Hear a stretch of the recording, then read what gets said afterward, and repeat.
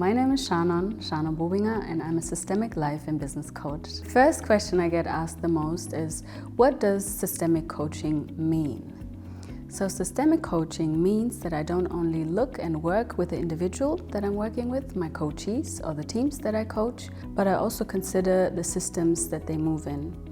By systems, I mean it can be a constellation of a team, let's say at work, it can be a family, it can be a circle of friends.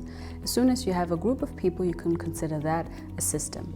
And the theory says that if one component within a system changes, it affects the rest of the system and vice versa. And many times we're just, carrying out symptoms where there's something happening around us within our systems, and we're not aware of it, and we act accordingly to it. We avoid something, or we fear to do something, but not because it's our fear maybe, but because it's something that's happening within our environment that we're just acting out. What is life coaching? Life coaching means that I work one-on-one with an individual, and we just look at where is that person. And it can be in regards to family situations, it can be challenges with communication, it can be goal setting oriented, it can be literally anything that you could want to change as a person. And what I do is, or what we do as a coach, or how I see myself working as a coach is, I have a person there at point A and they want to get to point B. And I will accompany them to find their ideal solution and plan how to get from A to B. Because funny enough, coaching stems from coach with the horses and not the trainer. As a life coach, I work with individuals one-on-one in one-on-one sessions, usually 90 minutes. And as a business coach, I work with teams and organizations, corporations, institutions. Another frequently asked question is, what is the difference between a coach, a trainer, a consultant, or even a therapist? A therapist is somebody that has studied psychology, of course, and you don't meet them on an eye-to-eye level. A therapist is supposed to know better what it is that you need, whereas as a coach, I'm on an eye-to-eye level with my coachees, and I find out together, depending on what kind of input they give me and they feed me and they communicate with me, so I can co-create a solution with them.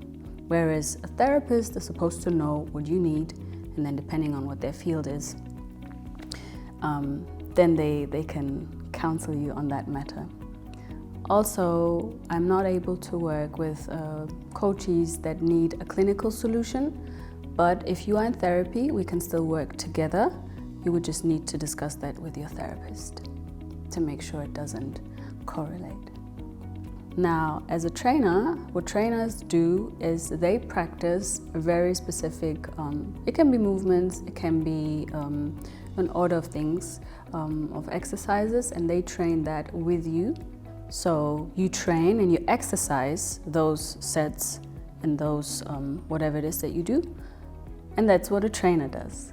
Whereas as a coach, as I said, through asking you a lot of questions and creating a space for you to also think about those questions and ask more questions for you to find your own solution, that is basically my job, for you to get better and better.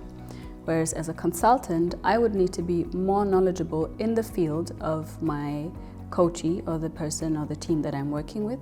So with me, I don't need to know the background of my clientels or my coachees, but as soon as they're people, human beings, then I can work with them, because I work process-oriented and not content-oriented. As a business coach, I work with teams and organizations, institutions. It can be corporate, it can be NGO, and I work with leaders, as in developing and evolving their leadership roles and their leadership skills. So when I get approached for business coaching, for example, most of the time through a referral, and then I sit down or have a conversation with my potential coachees or coaching team, and we sit down to find out what is the actual matter, what is going on within the organization. And then I can make some suggestions, and together we can then make a plan on how to tackle that challenge. How many sessions are needed? Mostly it takes 1 to 3 sessions in order to see an improvement. It's definitely not a one-off situation, but depending on the issue or the challenge that you have, it can also, of course, take just a longer period of time for you to really see and implement what we work on.